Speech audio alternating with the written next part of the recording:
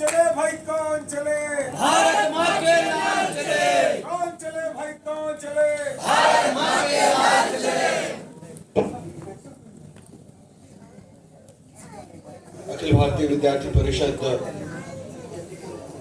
कानपुर महानगर द्वारा आयोजित इस 9 जुलाई विद्यार्थी दिन, विद्यार्थी परिषद के 75वें स्थापना दिवस के उपलक्ष्य पर आयोजित इस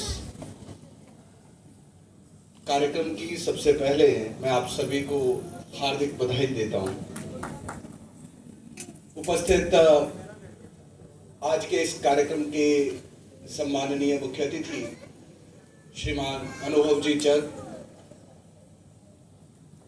अपने महानगर की सम्माननीय अध्यक्षा डॉक्टर प्रियंका जी, अपने महानगर के मंत्री मित्र गोपाल, केंद्रीय कार्य समिति की सदस्य बहन तान्या, अग्रिम पंक्ति में उपस्थित इस कानपुर महानगर के ऐसे ज्येष्ठ व्यक्तित्व श्रीमती नीलिमा कटियार दीदी, विद्यार्थी परिषद के पूर्व के प्रदेश अध्यक्ष आदरणीय अनूप सर, अपने प्रदेश के सम्माननीय अध्यक्ष यतेंद्र सिंह सर, अपने प्रदेश मंत्री मित्र विक्रांत, प्रांत के अपने संगठन मंत्री अंशुल जी, अपने क्षेत्रीय संगठन मंत्री आदरणीय घनश्याम शाही जी। मैं त्रुटि कर जाऊंगा, परंतु कई ऐसे आदरणीय गुरुजन जिनके साथ विगत बार मिलना हुआ है या कार्यक्रमों में भेंट हुई है, आपका भी इस कार्यक्रम में स्वागत है। पूरे महानगर के विभिन्न परिसरों के अंदर पढ़ाई कर रहे विद्यार्थी परिषद के पदाधिकारी कार्यकर्ता, आप सभी का भी मैं हृदय से इस स्थापना दिवस के उपलक्ष्य पर आयोजित कार्यक्रम में स्वागत करता हूं। मैं थोड़ी देर पूर्व आदरणीय अनुभव जी से बात कर रहा था और मैं बता रहा था कि किस प्रकार परिषद के ऐसे कार्यक्रम में जिसमें वर्तमान की पूरी एक शक्ति टोली उपस्थित हो, ऊर्जावान टोली पहुंची हो, परिषद के दायित्ववान कार्यकर्ता आए हों, आदरणीय गुरुजन आए हों, महानगर के अलग अलग परिसरों में जो अध्यापन का कार्य करते हैं और परिषद के दशकों में जिन्होंने कार्य का एक संचय इकट्ठा किया है, ऐसे पुराने कार्यकर्ता आए हों, तो ऐसे मौके पर क्या विषय रखा जाए, इसकी बहुत एक असमंजस भी होता है और एक अवसर भी होता है। कई बार लगता है कि कोई भी विषय रखो तो विषय तो अपनी पहचान का है, अपने जानने वाले हैं, लगातार परिषद को सुनते हैं तो परिषद को बहुत गहराई से समझते भी हैं, और कई बार ऐसा लगता है कि बारंबार जो विषय रखा जाता है उसको एक नए प्रकार से आज के संदर्भ में सुनना आवश्यक होता है। मन ये भी आता है कि 75 वर्ष हुए हैं, इसलिए 75 वर्षों में क्या क्या हुआ ये पक्का पक्का बताया जाए। बहुत हद तक आदरणीय प्रियंका जी ने उसका एक विषय प्रवेश आपके बीच में किया ही है कि किस प्रकार विद्यार्थी परिषद यह 7 दशकों के अंदर न केवल शिक्षा परंतु सामाजिक और राष्ट्रीय विषयों के अंदर काम करती रही है।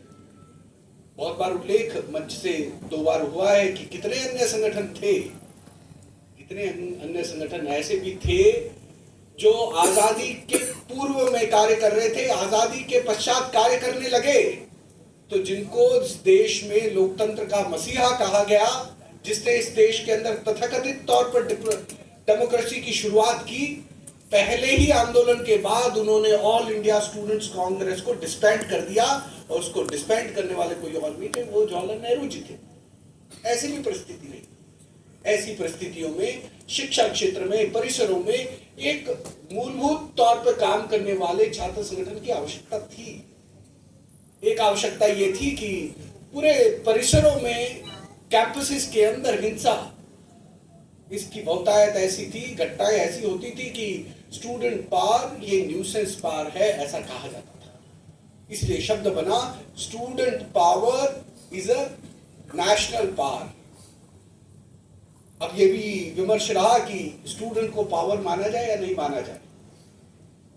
तो कहते हैं 60 के दशक में अमेरिका के विश्वविद्यालयों में एक संदर्भ ये आया कि छात्रों को शक्ति तो मानना ही पड़ेगा, क्योंकि छात्रों ने सिविल राइट्स मूवमेंट के अंदर कार्य किया, उनके कारण से सिविल राइट एक्टिविस्ट उनकी मूवमेंट ये बढ़ी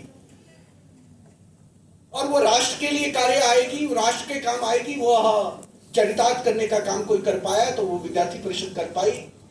चाहे 3 बीघा का आंदोलन मायने भारत की सरकार द्वारा 3 बीघा जमीन यह बांग्लादेश को दिया जाना, जजेस फील्ड आंदोलन जो बांग्लादेशी घुसपैठ के बारे में असम के अंदर की गई 1984 के अंदर, 1979 से लेकर के 2008 और अभी तक भी बांग्लादेशी घुसपैठ के बारे में जनजागरण करने का काम अगर कोई संगठन कर रहा है तो असम के अंदर आसू ने किया। ऑल आसाम स्टूडेंट्स यूनियन और पूरे देश भर के अंदर अखिल भारतीय विद्यार्थी परिषद उसको उठाती रही। चाहे फिर जम्मू कश्मीर के अंदर हिंसाचार हो, उसका विरोध करते हुए लगातार कार्य करने का काम परिषद कर रही थी। और 1990 की घटना 19 जनवरी जब श्रीनगर के अंदर से ही, वैली के अंदर से ही वहां चीरकाल से रह रहे, सदियों से रह रहे वहां का कश्मीरी पंडित, उस पूरे के पूरे समाज को उठना पड़ा, निकलना पड़ा, क्योंकि उस समय की जिहादी ताकतें नहीं चाहती थी कि वो वहां रहे और उनका एक ग्लोबल जिहादी एजेंडा था जिसके नाते उन्होंने ये किया। और वहां से निकल करके जिस प्रकार कश्मीर फाइल्स में दिखाया गया, लोग निकलते हैं और रातों रात वो श्रीनगर की पूरी वैली से निकल करके, वे कश्मीर की वैली निकल करके वो जम्मू पहुंचते हैं। 20 जनवरी जम्मू पहुंचने पर उनको वहां पर खाना राशन देने का काम अगर कोई करता है तो वो विद्यार्थी परिषद और संघ के संगठन करते हैं। ये कश्मीर फाइल्स में नहीं दिखाया गया कि कौन था व्यक्ति जिसने वहां पर वो टेंट लगाए और उनको भोजन देना प्रारंभ किया, सेवा करना प्रारंभ किया, क्योंकि ये नैरेटिव्स में ठीक नहीं बैठता है। ये पीड़ा बताना बहुत अच्छा होता है, ब्लैक एंड व्हाइट बताना आसान होता है, कथानक कहना आसान रहता है। घटनाएं अवश्य हुई, घटनाएं सच्ची थी, परंतु किसी ने मदद नहीं की, यह सत्य नहीं है, अर्ध सत्य है। वहां खड़ा होने वाला अखिल भारतीय विद्यार्थी परिषद संघ का स्वयंसेवक था। कश्मीर फाइल्स आई, उसके ऊपर चर्चा हुई कि इसको अलग अलग प्रदेशों में, क्योंकि ये ज्ञानवर्धक है, भारत के इतिहास का एक आईना है, इसलिए उसके ऊपर कई प्रांतों ने जो एंटरटेनमेंट टैक्स है वो माफ किया।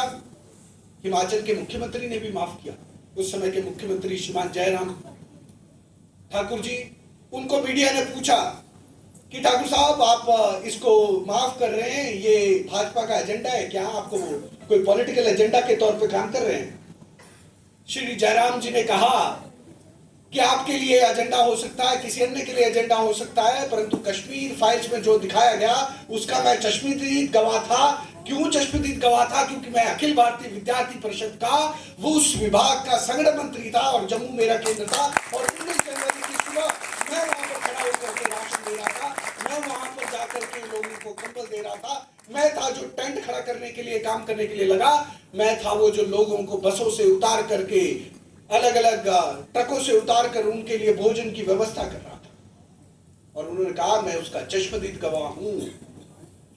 जो घटनाएं हुई आपको जानकर के हैरानी होगी, परिषद का आंदोलन वही जम्मू में होता है फरवरी महीने में। वहां यूनाइटेड नेशन की एक एजेंसी का ऑफिस था, उस ऑफिस के सामने विरोध होता है। अब आप देखेंगे, गूगल करेंगे, आज वो एजेंसी का हेडक्वार्टर वहां, ऑफिस वहां पर नहीं है। ये मॉनिटरिंग एजेंसी थी जो अलग अलग जगह पर कन्फ्लिक्ट के क्षेत्रों के अंदर मॉनिटरिंग करती है। उसके ऑफिस के सामने आज यूएन का ऑफिस ये दिल्ली के अंदर है, उनके रेजिडेंट स्टाफ बैठते हैं। इसी प्रकार से कई घटनाएं हैं, याद करेंगे तो ध्यान में आएगा कि उस समय विद्यार्थी परिषद का कार्यकर्ता देश के अंदर एकता, अखंडता, सौहार्द ये बचाने के लिए कार्य कर रहा था। देश के अंदर जब पंजाब के अंदर घटनाक्रम ऐसे बढ़े, ऐसी परिस्थिति आई कि हिंसाचार बढ़ने लगा, तो अमृतसर से लेकर के गुरुद्वारा शीशगंज उस तक दिल्ली तक एक यात्रा करने का काम विद्यार्थी परिषद। जब बिहार के अंदर जाति पाति को लेकर के हिंसाचार होने लगा, तो एक यात्रा को लेने का काम विद्यार्थी परिषद ने किया। 1977 में महाराष्ट्र के अंदर, जिसको संभाजी नगर के अंदर, औरंगाबाद के अंदर मराठवाड़ा विश्वविद्यालय था, आज भी है, उसका नामकरण डॉक्टर बाबा साहब आंबेडकर मराठवाड़ा विश्वविद्यालय करने का प्रपोजल आया। 1977 में आया। इसलिए आया क्योंकि उससे आज से लगभग 100 वर्ष पूर्व वहीं औरंगाबाद के अंदर मिलिंद कॉलेज नाम का संस्था वहां पर प्रारंभ की गई थी, डॉक्टर बाबा साहब ने की। और जब उन्होंने प्रारंभ की तो उससे मराठवाड़ा क्षेत्र के अंदर शिक्षा का, आधुनिक शिक्षा का और इस अंग्रेजी शिक्षा का, इसका प्रसार बढ़ा। इस संदर्भ में बात आई कि आगे चलकर के यहाँ विश्वविद्यालय बनेगा, परिसर बनेगा, तो वह बाबा साहब की एक स्मृति उसके साथ जुड़ी हुई है, ऐसा सभी ने मान करके वो प्रारंभ किया। परंतु 1977 में वह दंगे भड़के, जाति के दंगे भड़के, और उस दंगों के भड़कने के पश्चात सरकार ने वो निर्णय वापस ले लिया। ये कांग्रेस की सरकार थी। 1977 एक तरफ, 1977 के बाद कभी सामाजिक क्षेत्र में उसकी चर्चा होती रही,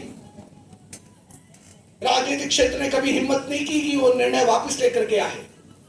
परंतु परिषद ने निर्णय किया कि समाज के लिए अच्छी दिशा नहीं है, इसलिए हर एक वर्ष हमारे मुद्दों के अंदर डॉक्टर बाबा साहब आंबेडकर मराठवाड़ा विश्वविद्यालय बनाना चाहिए मांग प्रारंभ हुई। उस मांग के साथ हमने कार्यक्रम किए, योजनाएं हुई, और उस योजनाओं के तहत कई बार ऐसा भी हुआ कि हमारे कार्यकर्ता अलग अलग समाजों के, अलग अलग जाति बिरादरी के आने वाले, उन्होंने डॉक्टर बाबा साहब आंबेडकर का चित्र अपने घर में लगाया।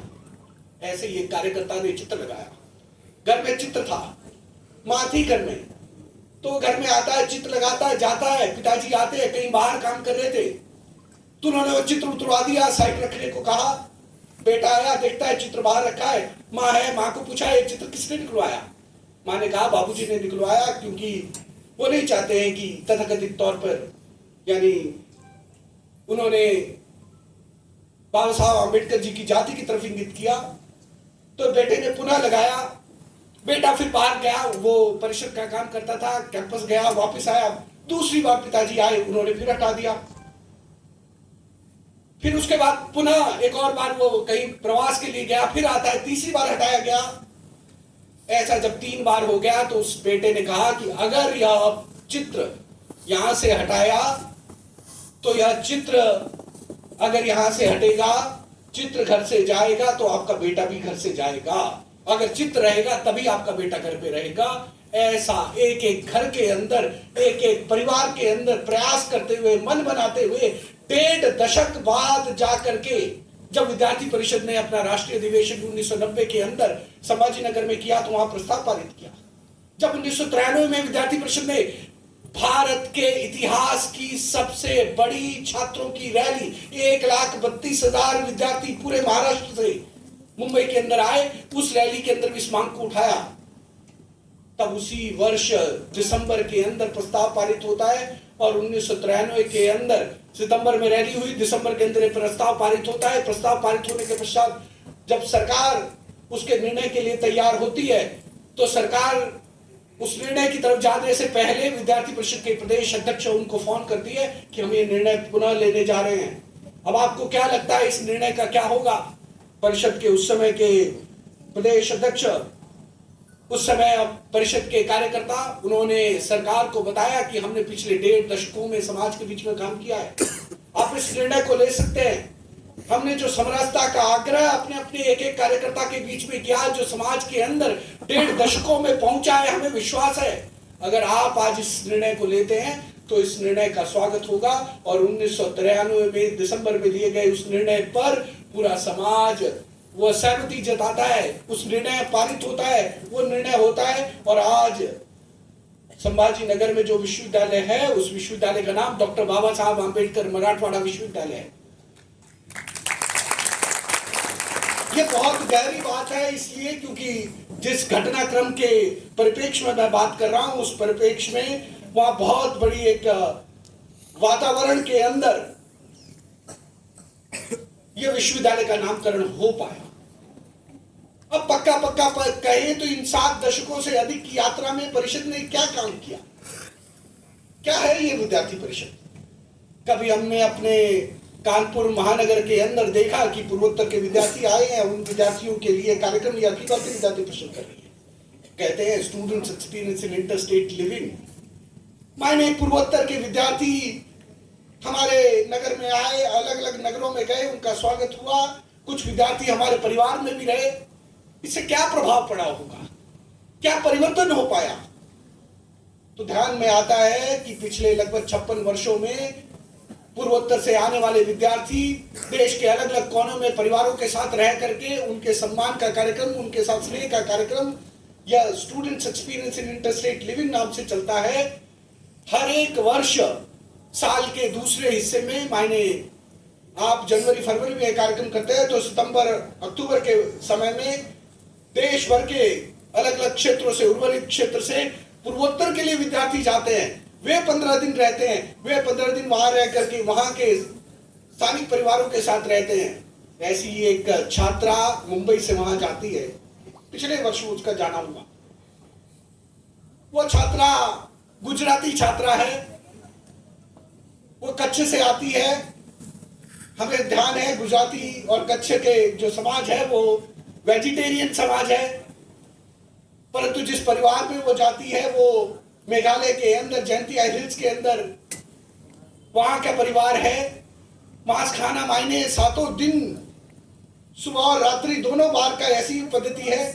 परंतु ये बेटी आती है, ये परिषद के द्वारा सील यात्रा के दौरान वहां पहुंची है, तो 7 दिन उसके लिए प्रयास पूर्वक कैसे करके सब्जी लाई जाए, कैसे करके दाल, कैसे करके वहां के अलग अलग सब्जियां जो उनके क्षेत्र में उगती है उसका आग्रह पूर्वक उन्होंने प्रयास किया। 7 दिन जब वो बेटी उनके साथ रही तो एक दिन ऐसे ही खाना खाते वक्त उन्होंने कहा कि आप रोटी खाएंगे। उस बेटी ने रोटी बनाई और अगले कई दिनों तक जब तक वो वहां पर रही, चूंकि पहली बार किसी ने रोटी बनाई और रोटी खाई तो उन्होंने कहा हम तो हर रोज चावल खाते हैं और तुम रोटी बनाना जानती हो तो तुम रोटी बनाओ ताकि हम अगले दिन रोटी खा सके, और उसका परिवर्तन हुआ। इस प्रकार का एक स्नेहिल वातावरण कहाँ दूसरे प्रदेश के अंदर, दूसरे स्थान के अंदर कहाँ, जहाँ भोजन की, खान पान की, भाषा का अंतर, पहनावे का अंतर, ऐसे अंतर के बीच में भी अलग भाषा, अलग वेश, फिर भी अपना एक देश, इस बात को चरितार्थ करने का काम पिछले 56 वर्षों से अगर कोई कर रहा है तो इस देश के अंदर ये सील नाम का विकल्प करता है। ये प्रारंभ कैसे हुआ? उस परिस्थिति में हुआ जब देश के अंदर सरकार की नीतियों के कारण या अंग्रेजों के द्वारा हमारे देश का इस प्रकार से हिस्सा किया गया जिससे कि पूर्वोत्तर के 7 प्रांत और बाद में चल करके सिक्किम 8वां, ये 7 प्रांत ऐसी स्थिति में पहुंच पाए कि हमारा कम्युनिकेशन कम ही रहे। सिलीगुड़ी कॉरिडोर क्रिएट किया गया ताकि ऐसा हिस्सा रहे 22 किलोमीटर चौड़ा कि कभी भी उसको अलग किया जा सके, परंतु अंग्रेजों की यह चालें चल नहीं पाए क्योंकि एक तरफ हमारा मित्र देश नेपाल था और वो चाहते थे कि ऐसी परिस्थितियां बनाई जाए ताकि इसको कभी भी क्लोज किया जा सके। चीन इसको आपको दबाव बना सके। आज भी जियोग्राफिकल सेंस में देखें, इंटरनेशनल रिलेशन के लिहाज से देखें तो उस चिकन नेक के एक और नेपाल है, एक और बांग्लादेश, लगभग 400 किलोमीटर पे भूटान है, लगभग 350 किलोमीटर चीन की सीमा आती है, तिब्बत उस क्षेत्र के अंदर पहुंचता है, वहां पीएलए बैठती है। ऐसी परिस्थिति में भी उस कॉरिडोर के अंदर जो सुरक्षा का वातावरण है उसके बारे में हमने कई बार अपने मुद्दों को उठाया और 2008 के अंदर बांग्लादेशी घुसपैठ वहां पर हो रही है, उस मुद्दे को लेकर के हम पहुंचे। तो परिषद ने 1966 में जब परिषद के कार्यकर्ता पूर्वोत्तर गए तो उन्होंने वहां की परिस्थिति को देख करके आकलन किया कि जो समाज के अंदर यह सारी भ्रम है वो इसीलिए है कि संवाद की कमी है। उस संवाद की कमी को समाप्त करने के लिए मुंबई से गए प्रोफेसर पद्मनाभ आचार्य, उस समय वो रिसर्च फेलो थे मुंबई यूनिवर्सिटी में, और उनके मित्र दिलीप राजपे, वो एक छोटी सी कंपनी के अंदर वो उसके अकाउंट सेक्शन में काम करते थे। दोनों परिषद के कार्यकर्ता थे। अपने मित्र अरुण साठे जो संघ के प्रचारक थे उनको मिलने के लिए वो असम गए, लखीमपुर जा रहे थे, और जब वो मुंबई से निकले जनवरी के महीने में तो 11 जनवरी को झांसी पहुंचते हुए उनको खबर आती है कि देश के प्रधानमंत्री उस समय लाल बहादुर शास्त्री जी का ताशकंद में निधन हो गया। वो खबर पहुंचती है, वो खबर वो पढ़ते हैं, उनको मालूम पड़ता है और वहां से वे कानपुर होते हुए लखनऊ रुकते हैं। लखनऊ से दूसरी ट्रेन में वे तिनसुकिया जाते हैं। अगले जनवरी के प्रवास के बाद फरवरी, मार्च, अप्रैल, मई की 31 तारीख को वो टूर लेकर के मुंबई पहुंचते हैं और मुंबई के अंदर अगले 1 महीने तक सील का पहला टूर रहता है। आप सोचिए कि कैसा इंजीनियस था, कैसी ऑडेसिटी थी कार्यकर्ताओं की, कि पहली बार वो पूर्वोत्तर गए। पूर्वोत्तर अच्छा लगा, देखने के लिए गए, चलने के लिए गए। मन में एक बहुत बड़ा सपना था, पैसे बहुत कम थे, तो नागालैंड के लिए जब गए तो नागालैंड के मुख्यमंत्री को मिलने चले गए और कहा कि हम मुंबई यूनिवर्सिटी से आए, हम स्टूडेंट से आपसे बात करना चाहते हैं। वहां के मुख्यमंत्री नहीं थे, उनकी पत्नी मिली, उनकी पत्नी से बात किया तो उन्होंने कहा कि हमने असम का प्रवास किया, असम देख लिया, नागालैंड देखने आए हैं। तो उन्होंने कहा कि नागालैंड कोहिमा ही देखा है, बाकी और भी देखा है क्या? उन्होंने कहा बिल्कुल नहीं देखा। तो उन्होंने कहा देखना चाहते हो? उन्होंने कहा बिल्कुल देखना चाहते हैं। मुख्यमंत्री की पत्नी ने अपनी जीप दी, ड्राइवर दिया और साथ में इनको रुकने के लिए कहा। मुख्यमंत्री आवास से अगले गेस्ट हाउस में सूचना कर दी गई। पूरा का पूरा नागालैंड घूम करके 1966 में आ गए। इनकी आयु कितनी थी? 26 और 27 साल। वहां से ये लोग वापिस आते हैं, शिलोंग जाते हैं। उस समय असम के गवर्नर शिलोंग में बैठते थे, जिनके बाद नेफा यानी north east frontier area, frontier agency, माफी चाहता हूं, नेफा यानी अरुणाचल प्रदेश का भी दायित्व था। उनको मिलने के लिए जाते हैं और उनको बताते हैं कि हम अरुणाचल प्रदेश जाना चाहते हैं, आप हमें लाइसेंस दीजिए। और अरुणाचल प्रदेश घूमना चाहते हैं, अरुणाचल प्रदेश में जाना चाहते हैं, वहां का लाइसेंस लेते हैं, उनको जानकारी रखते हैं, बात रखते हैं उनके पास ऐसा इंटरेक्शन के लिए कि पहली बार हम आए, आपसे मिलना चाहते हैं। उनसे मिल करके उनको जानकारी मिलती है, उनसे वो टिकट बुक करवाते हैं। डिब्रूगढ़ से पासीघाट के लिए, पासीघाट अरुणाचल प्रदेश में डॉनियर जो एयरक्राफ्ट है उनमें अंदर बैठ करके 9 लोग जो बैठते हैं, ऐसे 9 की सीटर के क्राफ्ट में वो पहली बार बैठते हैं। और जब वो डॉनियर एयरक्राफ्ट उतरते हुए पासीघाट में उतर रहा होता है, सुंदर वातावरण को देख करके उनके मन में आता है कि मुंबई के लड़के लड़कियों को इस सुंदर क्षेत्र में ला करके दिखाना है कि ये अपना भारत है और हमारा भारत इतना सुंदर है।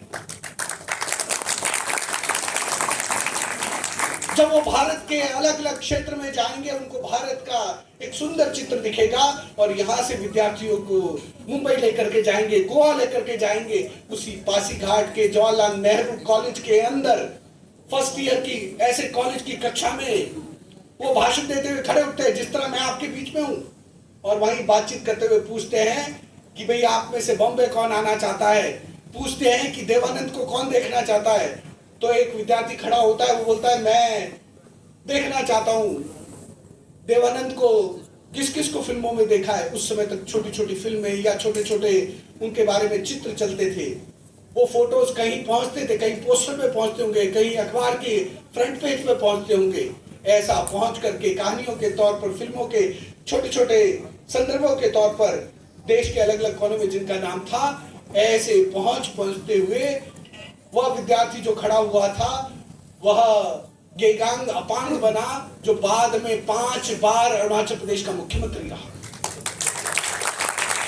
आज के श्रीमान किरण रिजिजू देश के अर्थ साइंसेस मिनिस्टर हैं, वे भी सील के यात्री रहे। ऐसे कितने उदाहरण निकलते हैं। परंतु फलसफा इसमें नहीं है कि विद्यार्थी परिषद ने कितने तरह के कार्यक्रम किए। गहराई में बिंदु यह है कि विद्यार्थी परिषद ने जब जो आवश्यक हुआ वो कार्य किया। आज हम 75वें वर्ष में हैं, विद्यार्थी परिषद के 75 वर्ष हुए हैं, देश के 76 वर्ष आजादी के हुए हैं। हमने आजादी का अमृत महोत्सव मनाया है। आगामी वर्षों के लिए देश में एक अमृत काल के बारे में चर्चा है। चर्चा इस संदर्भ में है कि हमारे विरासत जो है, जिसके बारे में कभी किसी ने कहा रोम मिस्र यूनान मिट गए जहां से, कुछ बात है कि हस्ती मिटती नहीं हमारी। अवश्य ही इसमें यह बात तो लिखी है, यह बात तो कही गई है कि हस्ती हमारी मिटती नहीं है, परंतु बैठे रहोगे तो मिटने में देर भी नहीं लगती है। आवश्यकता यह है कि जब हम जागे हैं, आगे बढ़ रहे हैं, तो ये विरासत है क्या जिसने हमें दक्षिण के वो अट्टालिकाएं, मंदिर, परिसर दिए, भव्य गोपुरम दिए, जहां टनों भारी चट्टान या अगर कहे कि पूरे के पूरे मंदिर के गोपुर में रखी है, उसका निर्माण कैसे किया। साल में एक दिन ऐसा आता है जिस दिन रामेश्वरम मंदिर के एक 7 पुरों के अंदर, गोपुरम के अंदर एक एक मंजिल के बीच में बनी हुई खिड़की के अंदर से सूर्य छिपता है। ऐसी रचनाएं बन पाई क्योंकि उस समय की सिविल इंजीनियरिंग मार्वल वहां पर था। आप अजंता एलोरा के अंदर जाते हैं तो अजंता की केव्स के अंदर वो पेंटिंग कैसे हो पाई, उसकी एक पूरी एक साइंटिफिक रचना है कि कहां अंधेरे में दूर कोने के अंदर अंधेरे में कैसे करके चित्र बनाए होंगे। शायद उन्होंने लैंप जलाया होगा, शायद वहां आग जलाई होगी ताकि वो रचनाएं कर पाए। परंतु आपको भी ध्यान है, जब आप नेचुरल कलर्स प्रयोग करते हैं, ऑर्गेनिक कलर प्रयोग करते हैं, तो उस आग जलाने से उसका ऑक्सीडेशन होता है, वो कलर खराब हो सकता है। तो वहां पर पूरे के पूरे क्षेत्र में बाहर ऐसे स्थान बनाए गए जहां बारिश का पानी रुकता था। दिन के अलग अलग समय पे उसकी परछाई या उसका एक रिफ्लेक्शन वो दीवार पे बनता था। जिस क्षेत्र में वो दीवार पे बनता था, दिन के उस हिस्से में साल भर के अंदर उत्तरायण और दक्षिणायन के कारण वह परछाई वो अलग अलग बदल करके जाती थी। ऐसा वर्ष भर में अलग अलग क्षेत्र में उसकी पेंटिंग होती रही। ऐसा कई जनरेशंस ने काम किया और वो पेंटिंग पूरी की। इस तरह से देश की अजंता, एलोरा और एलिफेंटा केव्स के अंदर पेंटिंग्स बनी है। इसी प्रकार से वहां पर अलग अलग जो चित्र बन पाए उनका काम हुआ है। अगर आप एलोरा केव्स के अंदर जाएंगे, वहां पर एक कैलाश मंदिर है। वो मंदिर इसलिए फेमस है कि वो अलग अलग पत्थरों को काट करके नहीं बनाया गया है, अलग अलग चट्टाने, बड़ी बड़ी चट्टाने रख करके नहीं बनाया गया है। आपने गीजा के पिरामिड देखे होंगे ऑनलाइन। आप में से जो ज्येष्ठ हैं, बड़े हैं, उनमें से शायद कोई इजिप्ट भी गया होगा। कायरो से बाहर निकल करके इजिप्ट के वो गीजा के पिरामिड देखे होंगे। उसके अंदर एक एक पत्थर वो 80 टन का था। परंतु जो कैलाश मंदिर की मैं बात कर रहा हूं, वो मंदिर में एक पत्थर 80 टन का नहीं था। उसके अंदर पूरा का पूरा जो मंदिर था वो अपने आप में एक चट्टान था। और उस चट्टान को बनाने का काम नीचे से ऊपर नहीं, आप अपने पांव के नीचे अभी देखिए, झुक करके देखिए और इमेजिन करिए कि आपके पांव के नीचे एक मंदिर बनाया जाना है जिसके अंदर कम से कम 5 मंजिला हो। उसको उसके गोपुरम से नीचे इमेजिन करिए किस तरह दिखेगा। आप इमेजिन करिए कि आप उस ध्वजा के साथ खड़े हैं, ध्वजा आपके सामने लगी हुई है। उस ध्वजा के साथ नीचे इमेजिन करिए कि आपको ग्रेनाइट की चट्टान का मंदिर उल्टा बनाना है। और ऐसा उल्टा मंदिर बनाने के लिए आपको कैसी टेक्नोलॉजी चाहिए, आपको किस तरह की उन्नत व्यवस्था चाहिए, किस तरह की प्लानिंग चाहिए।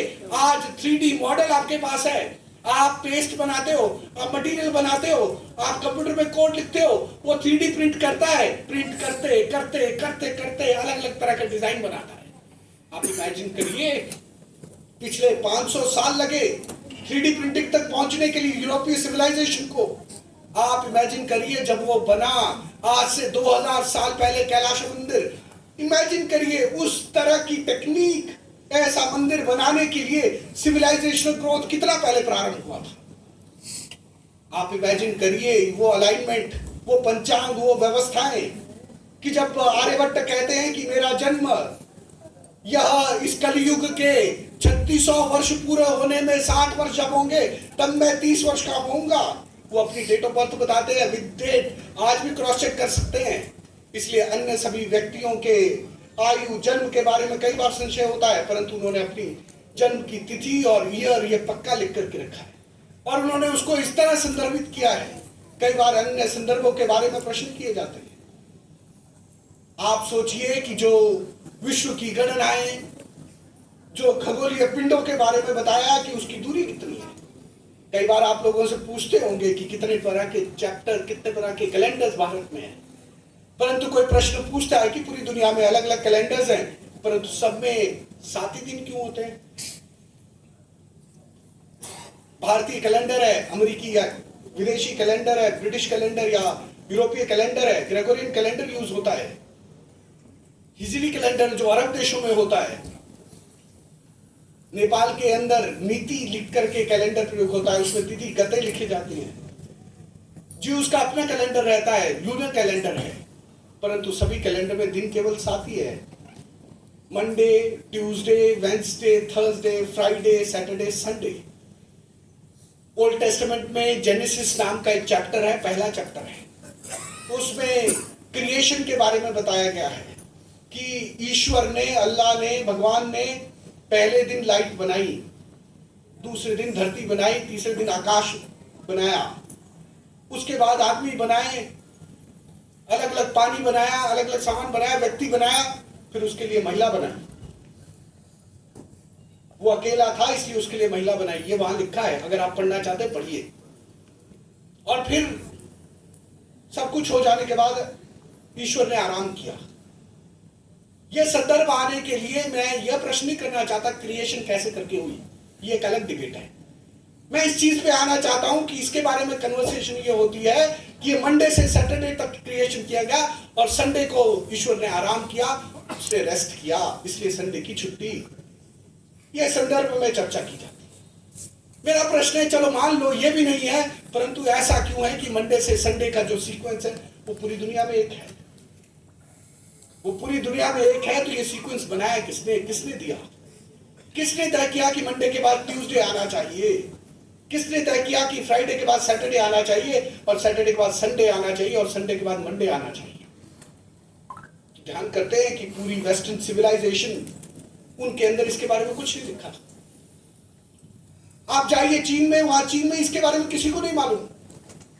आप जाइए अफ्रीका में, ऑस्ट्रेलिया में, आप जाइए दक्षिण अमेरिका के अंदर, वहां भी कोई चर्चा नहीं हुई। मैंने कुछ वर्षों पूर्व विज्ञान भारती के राष्ट्रीय संगठन मंत्री, उनसे मैंने पूछा कि यह कैसे हुआ। उन्होंने बताया कि इसके बारे में आर्यभट्टियम में लिखा है और आर्यभट्टियम बहुत स्पष्ट कहती है। और उसके पश्चात एक पोर्टल है प्राच्यम, उसने अपनी प्रेजेंटेशन में बताया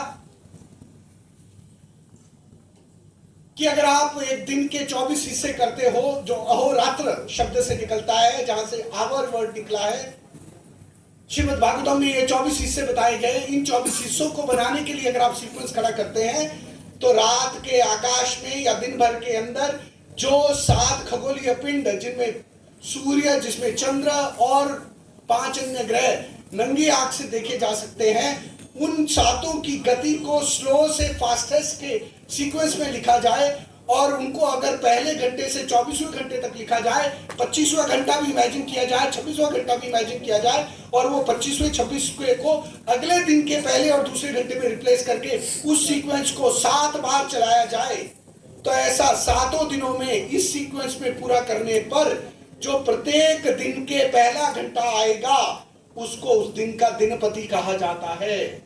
ऐसे सीक्वेंस में सबसे स्लोएस्ट माने शनि, परंतु पूरे दिन भर में उसकी सीक्वेंस में चलने के बाद जो 25वें नंबर पे आता है वो रवि आता है, यानी सूर्य आता है। फिर उसका सीक्वेंस चलने के बाद अगला जो 25वां दूसरे दिन के 25वें घंटे पे आता है, उसको तीसरे दिन का पहला घंटा बनता है, ये आता है सोम यानी चंद्रमा। ऐसा करके यह वारों का कैलेंडर बना है जिसको आर्यभट्टियम के अंदर और सूर्य सिद्धांत के अंदर लिखा गया है। श्रीमद् भागवतम उसके अंदर व्याख्यायित करता है। ये तीनों शास्त्रों के अंदर बताया गया। इसको 3 अलग अलग संदर्भों में भारतीय समाज ने जाना, उसकी पूरी लिटरेचर नॉलेज किया, परंतु भारत से बाहर जब इसको लिया गया, इसको कॉपी किया गया, तो किसने इमेजिन नहीं किया कि इसके आधार पर बनी गई रचनाएं वो कभी प्रश्न की जा सके। मैं आपसे पूछना चाहता हूं, आपकी विरासत कभी आपको बताया गया कि आप तो गरीब थे, आप तो अशिक्षित थे, आपके पास तो रोजगार नहीं था, तो आपको कैसे सोने की चिड़िया कहा गया? कैसे आप धन धान्य की संपन्नता वाले देश रहे? कैसे विश्व गुरु आप कहलाए? आज भी पूरी दुनिया के अंदर चाहे हमारे संसाधन कम रहे ज्यादा रहे, परंतु भारतीय समाज ये सोना खरीदता है। ये सोना खरीदने की आदत देश की इकोनॉमी कमजोर होने के ऊपर भी काम करते रहे। जब 4 से 14 के बीच में, जिसको किसी एक लेखक ने कहा ये डेकेड ऑफ डिके है, उस कालखंड के अंदर भी हम सोना खरीद रहे थे। इतना सोना खरीद रहे थे, एक तरफ तेल खरीदना, एक तरफ सोना खरीदना, एक तरफ हम हथियार खरीद रहे थे। हमारी इकोनॉमी खतरे में थी। और दूसरी तरफ हम बेचने के लिए या भारत से बाहर देने के लिए हमारे पास क्या था?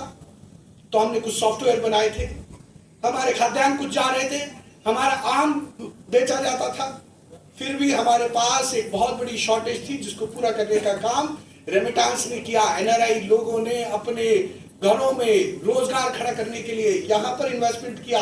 वो जो आया वो पैसा था, उसके आधार पर हम खड़े हो पाए। और ये जो आदत है सोना खरीदने की और सोना लाने की, ये दसियों मतलब सदियों पहले से है। और ये सदियों पहले की आदत कैसी है? जब अंगस मेडिसन ने पूरी दुनिया का इतिहास लिखने के लिए प्रयास किया, उस प्रयास के दौरान उसने जब डॉक्यूमेंट्स निकाले तो कहीं कहीं रिकॉर्ड्स में था कि रोमन सीनेटर्स चर्चा कर रहे हैं कि रोमन महिलाएं, एरिस्टोक्रेटिक महिलाएं, वे महिलाएं भारत का सिल्क पहनना पसंद करती हैं और भारत से आया हुआ वो सिल्क उस समय का वो रोमन साम्राज्य का सोना लेकर के जाते हैं। और भारत ऐसा सिंक है, वो कहते हैं ऐसा सिंक है, वॉश बेसिन का सिंक, ऐसा सिंक है कि जिसके अंदर सोना गया तो चला जाता है। क्योंकि भारत वापस तो कुछ खरीदता नहीं था, क्योंकि यूरोप से खरीदने लायक कोई चीज नहीं थी। और भारत बेचने के लिए क्या जाता था? तो सिल्क बेचता था, कॉटन बेचता था, हथियार बेचा करता था। उस समय का वुड स्टील, उसके हथियार बेचता था। और भारत क्या बेचता था? भारत मसाले बेचता था। और पूरे के पूरे यूरोप के अंदर, अफ्रीका के अंदर, इन देशों के अंदर कितने बड़े बड़े हमारे यान थे, कितने बड़े शिप्स थे। तो ऐसे शिप्स थे जिनके ऊपर हाथियों को लेकर के जाने का काम भारत के जो ट्रेडर्स थे वो करते थे। ऐसी परिस्थिति में जब हमारी आदत सोना खरीदने की, सोना लाने की, ये हजारों सालों की है, उस आदत को आज भी नहीं छोड़ रहे हैं। और आज उसी आदत के कारण पूरी दुनिया का 11% सोना भारतीय महिलाओं के पास है। आप बहनें जो यहाँ बैठी है, आपके कान में या नोज पिन में छोटा सा सोना है, ये उस 11% का हिस्सा है सभी बहनों के पास। ये स्त्री धन है। उस स्त्री धन में इतना स्त्री धन है जितना अमेरिका के पास उनके अपने सेंट्रल बैंक में रखी गई चेस्ट के अंदर नहीं है। अलग अलग देशों के पास जो रिजर्व सोना रहता है, उस सोने से अधिक अमाउंट आपके पास है। इसलिए जब भी देश में खतरा पड़ता है, जब भी देश में ऐसी परिस्थिति बनती है, ऐसी परिस्थिति में देश माताओं और बहनों की तरफ देखता है। इसलिए यह जो विद्यार्थी परिषद के 75 वर्ष के संदर्भ में हम यहाँ इकट्ठे हुए हैं, मेरा निवेदन है आप सभी से, ना केवल विद्यार्थी परिषद को अध्ययन करिए, ना केवल विद्यार्थी परिषद अच्छी है इसके लिए चाहिए, परंतु ये देश अच्छा है, ये देश आगे बढ़ना चाहिए। क्योंकि इस देश ने जब आगे बढ़ा है तो विश्व शांति के लिए काम किया है। जब स्ट्रांग हम बने हैं, जब शक्तिशाली हम बने हैं, तो हमने ज्ञान दिया है, सेनाएं नहीं भेजी। चाइना का एम्बेसडर जो 20 वर्ष एम्बेसडर रहा है अमेरिका में, और जो उनकी पीकिंग यूनिवर्सिटी के वाइस चांसलर रहे प्रोफेसर हु शी, उन्होंने लिखा है कि 2000 साल 20 सेंचुरीज तक भारत ने चीन के ऊपर राज किया बिना एक सैनिक भेजे। बोधि धर्मा से लेकर के ऐसे ऐसे ज्ञाता वहां पर गए जिनको देख करके वहां के समाज ने नीति सीखी, ज्ञान सीखा, स्पिरिचुअलिटी का मैसेज दिया। इसलिए भारत का ज्ञान ये पूरे पूर्वोत्तर क्षेत्र में और दक्षिण पूर्व एशिया के क्षेत्र में, आसियान क्षेत्र में पहुंचा। और उन देशों के अंदर आज भी अगर कोई गुरु को प्रणाम किया जाना है, उससे निवेदन किया जाता है कि आप पश्चिम की ओर खड़े रहिए और हम आपसे आशीर्वाद लेंगे, हम आपको प्रणाम करेंगे। क्योंकि बुद्ध वो पश्चिम से आए थे, बुद्ध का देश वो पश्चिम में था, उसकी तरफ प्रणाम करने का काम। उससे भी कहीं पूर्व, बहुत पहले रामायण का मैसेज वहां पर पहुंच पाया। अंकोर वाट के अंदर वह शैव परंपरा का मंदिर बना। तो अगर आप जाते हैं, देखते हैं, तो पूरी दुनिया के अंदर इस संस्कृति के प्रमाण हैं, उसकी एक विरासत है, उसका एक नया अध्ययन आवश्यक है। आज का युवा वो संकल्पित है, वो समरसता, एकता के लिए कार्य करना चाहता है, वो देश की अखंडता के लिए कार्य करना चाह रहा है। उसके अंदर एक कर्तव्य बोध है भारत को आगे ले जाने का। और अब उसने ठान लिया है कि वो स्टार्टअप इकोसिस्टम, स्वावलंबन, इसको लेकर के आगे चलेगा। भारत की 3.7 ट्रिलियन इकोनॉमी, वो 5 ट्रिलियन तो चुटकी बजा करके होने वाली है। अब स्वप्न हमारा या 10 ट्रिलियन 20 ट्रिलियन नहीं, देश के जब 100 वर्ष पूर्ण होंगे तो हम दुनिया में कोई चौथे पांचवी की इकोनॉमी नहीं बनना चाहते, हम दुनिया की दूसरी और पहली नंबर इकोनॉमी इस स्थान पे पहुंचना चाहते हैं। ऐसा स्वप्न हमारा है और इसी बात से मैं आप सभी के बीच में पुनः निवेदन करते हुए कि समृद्ध काल में ऐसा स्वप्न हम सभी देखें, इसको चरितार्थ करने के लिए प्रदत्त हों, आगे बढ़े। और इन शब्दों के साथ मैं अपनी वाणी को विराम देता हूं और इस राष्ट्रीय विद्यार्थी दिन की आप सभी को शुभकामनाएं पेश करता हूं। भारत माता की जय।